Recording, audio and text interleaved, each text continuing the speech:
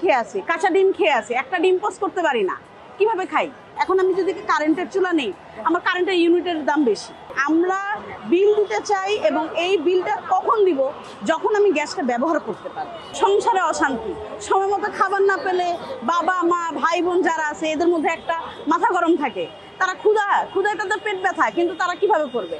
তো এটা বলতে পারেন যে আমাদের এই গ্যাস না থাকার কারণে আমাদের দৈনন্দিন জীবনে প্রচুর পরিমাণের অনিয়ম হচ্ছে এবং আমাদের যারা ছোট বাচ্চারা আছে তাদের খাবারটা গরম করে খাওয়াতে হয়।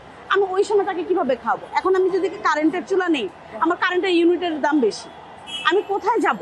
আমার তো গ্যাসের, আমার বাংলাদেশের নাগরিক হিসেবে আমার এটা একটা মৌলিক অধিকার।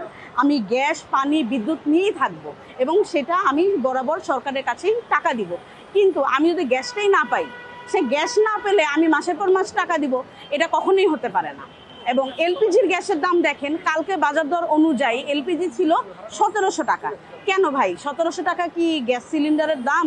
বর্তমানে সরকারি রেট 1200 টাকা, সে 1200 টাকার জায়গায় 1700 টাকা। এবং এটাও দেখবেন যে আমাদের এলাকায়, মানে আমাদের মোহাম্মদপুর এবং আদাবরে সিলিন্ডার নাই।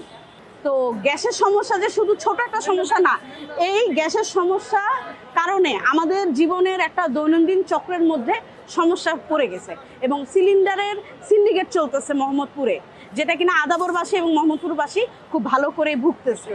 আমরা পাউরুটি খেয়ে আছি, কাঁচা ডিম খেয়ে আছি, একটা ডিম পোস্ট করতে পারি না, কিভাবে খাই?